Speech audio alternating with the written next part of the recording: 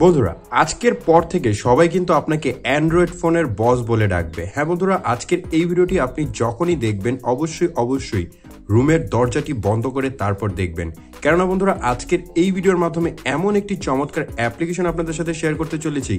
এই অ্যাপ্লিকেশনটির মাধ্যমে জাস্ট আপনি একবার টাচ করবেন, তারপর যা হবে দেখে কিন্তু আপনার চোখ কপালে উঠে যাবে এবং আমি 100% গ্যারান্টি দিয়ে বলছি আপনি এটা বলতে বাধ্য হবেন অঞ্জন টেক এই অ্যাপ্লিকেশন আগে কেন শেয়ার করেনি।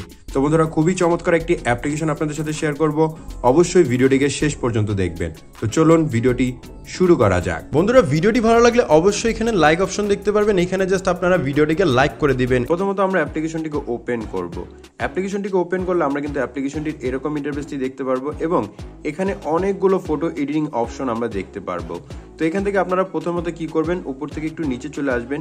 নিচে চলে আসার পর এখানে পেয়ে যাবেন AI এক্সপ্যান্ড নামের একটি অপশন, আপনারা এটার উপর সিলেক্ট করে নেবেন। এটার উপর সিলেক্ট করার পর এখান থেকে আপনাদের সামনে গ্যালারিটি ওপেন হবে। ধরুন এখান থেকে আমি এই যে ফটোটি আছে সেই ফটোটিকে সিলেক্ট করে নিলাম। আপনি আপনার ছবিটিকে একটু নিচের দিকে আনবেন, অবশ্যই এই ট্রিক্সটিকে ফলো করবেন। আপনি আপনার ছবির একটু নিচের দিকে আসবেন, পুরোপুরি মিডলে রাখবেন না। তারপর এখান থেকে কি করবেন, আপনি উপরে পেয়ে যাবেন টিকমার্ক অপশন, আপনি টিকমার্ক দিয়ে নেক্সটে ক্লিক করে নেবেন। এখান থেকে যে আপনার ফটোটি ছিল সেই ফটোর কিন্তু একটি ব্যাকগ্রাউন্ড তৈরি করে দিয়েছে। আমি যদি আপনাকে আগের ফটোটি দেখাই তাহলে আগের ফটোটির ক্ষেত্রে কিন্তু এরকম অপশনটি শো হচ্ছে, এখানে কোনো রকম কোনো কিছু নেই। কিন্তু যখনই আমি এডিট করলাম এবং এডিট করার পরে আমার ছবিটি কিন্তু এখান থেকে এরকম হয়ে গেল। তাছাড়া এখানে আপনি কয়েকটি অপশন দেখতে পারবেন, নিচে দেখতে পারবেন 3টি ফটো।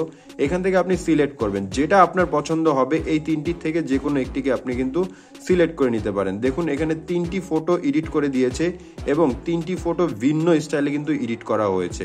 তো এভাবে করেই কিন্তু আপনি আপনার ফটোর ব্যাকগ্রাউন্ডকে বাড়াতে পারবেন। তো যখন আপনাদের কাজ হয়ে যাবে আপনি জাস্ট টিকমার্কে ক্লিক করে নেবেন। টিকমার্কে ক্লিক করার পর উপর থেকে সেভ অপশন পাবেন, আপনি সেভে ক্লিক করে দিবেন। সেভে যখনই ক্লিক করবেন এটা কিন্তু আপনাদের ফোনে এখন সেভ হয়ে গেছে। এখন কিন্তু আপনি এই ফটোটিকে এখন গ্যালারি থেকে দেখতে পারবেন। তো চলুন এখন আমরা দেখব কিভাবে অ্যাপ্লিকেশনটিকে ইনস্টল করতে হয়। অ্যাপ্লিকেশনটি ইনস্টল করার জন্য সিম্পলি প্লে স্টোরে চলে যাবেন। প্লে স্টোরে চলে যাওয়ার পর সার্চ অপশনে ক্লিক করে সার্চ করবেন ফটো লিপ লিখে। এখান থেকে ফটো লিপ লিখে সার্চ করলে আপনি ফার্স্ট যে অ্যাপ্লিকেশনটি দেখতে পারবেন এই অ্যাপসটিকে একবার আপনারা ডাউনলোড করে ইনস্টল করে নেবেন। তো সম্পূর্ণ ভিডিওটি দেখার জন্য ধন্যবাদ।